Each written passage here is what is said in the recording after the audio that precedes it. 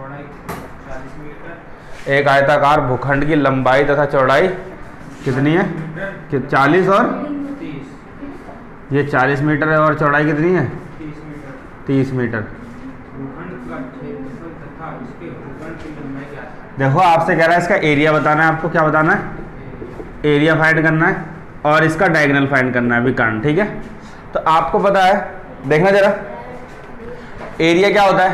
L into B, ठीक है। तो एरिया फाइंड कर लेंगे, L कितना है? इतना, इसे हम L कहते हैं और इसे B कहते हैं। तो अगर एरिया निकालना है तो इन दोनों की गुणा कर देंगे। तो L ये रहा 40 और B कितना है? 30। अब देखो 4 तियाँ 12 और 2 जीरो चिपका देंगे उसके पीछे 1200। एरिया कितना आ गया? 1200 सेंटीमीटर मीटर स्क्वायर। क्या एरिया हमेशा मीटर स्क्वायर में आता है क्योंकि 2 चीज़ की गुणा होती है, ठीक है। और वॉल्यूम क्यूब में आता है क्योंकि 3 चीज़ की गुणा होती है। क्लियर बात? अब देखना एरिया के बाद अगर हम बात करें डायगोनल की, विकर्ण की, तो विकर्ण निकालने का जो फॉर्मूला होता है वो होता है, आपको पता ही है, √L² प्लस B²। अब देखो L कितना हमारा 40, 40 का स्क्वायर कितना हो गया? 1600। 30 का स्क्वायर कितना हो गया? 900। 40 और 1600 और 900 कितने हो गए? 2500। और 2500 किसका होता है? 50 का। तो ये आंसर आ गया आपका विकर्ण। ये डायग्राम निकल गया 50, ठीक है। आयत की लंबाई 15 सेंटीमीटर तथा इसके विकर्ण की लंबाई 17 सेंटीमीटर है। आयत का क्षेत्रफल क्या है? देखो जरा ध्यान से, एक आयत दे रखा है, ये इसकी जो लंबाई दे रखी है 15 और विकर्ण कितना है? 17। कह रहा है इसका क्षेत्रफल ज्ञात करना है। क्या करना है? क्षेत्रफल ज्ञात करना। देखो मैं करूंगा DB² equal to DC² minus BC²। समझ में आ रही बात? सॉरी, प्लस DC, ठीक है। अब देखना DB कितना दे रखा है? 17। मैडम दिखाई दे रहा है DB कहाँ है? 17 का स्क्वायर इक्वल टू DC कितना हमारा? 15। 15 का स्क्वायर प्लस BC कितना है? 7 का स्क्वायर। तो ये कितना आ गया? देखो 7 तो दे ही नहीं रखा, ये तो x है, वो तो मैंने निकाल दिया था। क्यों? समझ में आई बात? तो ये तो हो जाएगा 289, ये 225 और ये x²। ये प्लस हो रहा है, इधर आके माइनस हो जाएगा, इक्वल टू x²। गलत बता देता हमने। देखो किसे कितना आ जाएगा हटा के? 4 और 8 में जाए 6, 64 आ गया। तो x क्या आ गया? 8। कितना आ गया? x 8 आ गया, ठीक है। तो हम कह सकते हैं x की वैल्यू कितनी आ गई? और एरिया क्या होता है? L इंटू, तो कितना हो गया? L कितना है? 15 गुणा 8 मतलब 15 अट्ठे 120 सेंटीमीटर। आंसर सीधा, बस कुछ नहीं करना, ध्यान सुनना। इसका स्क्वायर करना है, उसमें से इसको घटाना है। 64 आएगा। 64 किसका स्क्वायर होता है? 8 का। लगा दिया बस। एक बार मैंने आपको समझाने के लिए उसको कर दिया, वरना फिर डायरेक्ट आपको 8 निकाल के गुणा कर देनी L इंटू B की। इसमें इतने झंझट करने ही नहीं होता है, पाइथागोरस लगानी नहीं होती अपने दिमाग से। इतना पता होना चाहिए ट्रिपलेट क्या कहती है, ठीक है। लंबा 15 मीटर चौड़ा, इसके फर्श पर 60 सेंटीमीटर। देखो 20 मीटर लंबा और 15 मीटर चौड़ा ऐसा कमरा है। हाँ आगे। इसके फर्श पर 60 सेंटीमीटर चौड़ी दरी बिछाने पर हाँ, बिछाने का खर्च 20 रुपये प्रति मीटर की दर से कितना होगा? देखो ध्यान से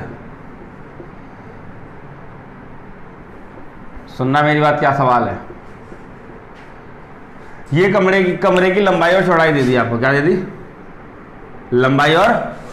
कमरा जो है 20 मीटर लंबा है, 15 मीटर चौड़ा है। Clear madam? कमरे की लंबाई। अब क्या है? ये कमरा है आपका और इस कमरे के अंदर आपको क्या करना है? 60 सेंटीमीटर चौड़ी दरी बिछानी है पूरे कमरे में। अब वो दरी का जो रेट है वो 20 रुपए मीटर है। तो कह रहा है कि उस कमरे में दरी बिछाने के लिए कितने रुपए खर्च करने पड़ जाएंगे, ठीक है। इतना सवाल है, ठीक है। क्लियर बात? अब देखो सबसे पहले हमें क्या करना पड़ेगा? पहले तो मुझे इसका जितना एरिया होगा उतने पे तो दरी बिछाओगे। कमरे का जितना एरिया होगा, जितना क्षेत्रफल होगा उतने पे तो दरी बिछेगी। दीवार पे थोड़ी लगाओगे दरी, जमीन पे लगाओगे। तो पहले इसका एरिया निकालते हैं। तो हम यहाँ निकाल लेंगे कमरे का क्षेत्रफल। क्या? कमरे का क्षेत्रफल। तो कमरे का क्षेत्रफल की अगर बात करूं तो क्या हो जाएगा? L into B. तो आपका क्या आ गया? 15 दूनी 30। कितना आ गया? 300 मीटर स्क्वायर। कमरा आ गया, कमरे का क्षेत्रफल आ गया, वेरी गुड। अब जब मेरे पास कमरे का क्षेत्रफल आ गया, अब इतनी ही तो मेरे को दरी चाहिए, जितना कमरा है उतनी ही दरी चाहिए। समझ में आ रही है बात है? लेकिन मुझे दरी की चौड़ाई तो पता है, लंबाई नहीं पता। लेकिन दरी तो लंबाई के हिसाब से बिक्री होगी ना, कि 20 रुपए मीटर की लंबाई के हिसाब से। चौड़ाई पता, लंबाई निकाल लूंगा। तो लंबाई निकाल लेंगे, दरी की लंबाई बराबर, अब दरी की लंबाई कैसे निकली? देखो क्षेत्रफल दे रखा है, क्षेत्रफल के बट्टे में अगर चौड़ाई रख दूं, मैंने पहले बताया था लंबाई निकल जाएगी। क्षेत्रफल के बट्टे में अगर चौड़ाई रख दें तो क्या निकल जाएगी? लंबाई निकल जाएगी। तो अब देखो क्षेत्रफल कितना है? 300 मीटर है, ठीक है। इसको ऐसे लिख दे, 300 को ऐसे लिख दूं, देखो 20 गुणा 15, क्या ठीक है। और ये कितना? 60, कितना है? चौड़ाई है 60। लेकिन ये हम वहां से सेंटीमीटर में, इनको क्या बनाना पड़ेगा? मीटर। इनको मीटर बनाओ या फिर ऊपर वालों को सेंटीमीटर बनाओ, एक काम तो करना पड़ेगा। तो यहां पे मैं इसको मीटर बना देता हूं। अगर मीटर बनाया तो बेटे 100 से भाग करना पड़ेगा, 100 से भाग करना पड़ेगा, और 100 कहां चला जाएगा? ऊपर। समझ में आ रही है बात? बस इतनी सी बात है। अब देखो 20 तियां 60 और 3 पंचे 15। तो दरी की लंबाई कितनी आ गई? 500 मीटर। दरी की लंबाई कितनी आ गई? 500 मीटर, ठीक है। अब दरी की लंबाई आई, खर्च निकाल लेंगे, दरी की कीमत निकाल लेंगे। दरी की कीमत बराबर, देखो 500 मीटर है, 1 मीटर की कीमत 20 है, तो 20 से गुणा कर देंगे इसे 500 को। अब देखो 5 दूनी और 3 0 3, तो कितना खर्चा आ गया? 10,000 रुपये खर्चा आ जाएगा इस कमरे में दरी बिछाने का। देखो, हाँ पंकज इधर समझ लो, देखो ध्यान से दे रखा है कि 90 मीटर चौड़ा पार्क है, 90 मीटर लंबा और 60 मीटर चौड़ा। इसके अंदर 5 मीटर चौड़ा रास्ता है, समझ में आ रही है? अंदर में। अब मुझे बताओ, अगर मैं इस रास्ते का क्षेत्रफल निकालना चाहूं, इस रास्ते का क्षेत्रफल निकालना चाहूं, तो मेरे पास 2 तरीके हैं। सुनो तरीका क्या करता है कि अगर मैं पूरा बड़ा वाला पार्क ले लूं, उसमें से इस छोटे वाले पार्क का एरिया घटा दो तो बीच बीच का रह जाएगा, ये वाला रह जाएगा। अगर बड़े पार्क में से इस छोटे वाले पार्क को घटा दो तो बीच का एरिया रह जाएगा, है? तो इस तरीके से निकालता। तो अगर देखो इसकी लंबाई 90 है, कितनी है? तो 5 मीटर इधर से कम हुआ, 5 मीटर इधर से कम हुआ और 5 मीटर, तो इधर अंदर कितना बच गया? समझ में आई बात? और ऐसी अगर ये 60 है तो 5 ऊपर से कम हुआ होगा और 5, तो इधर कितना बच गया? तो अगर मैं बड़े वाले का एरिया निकालूं तो बड़े का एरिया निकलेगा तो कितना?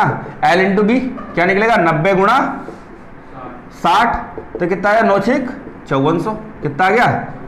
फिर अंदर वाले पार्क का निकालू तो छोटे का कितना आ जाएगा? 80 गुणा 5, 8 बजे 40, 4000।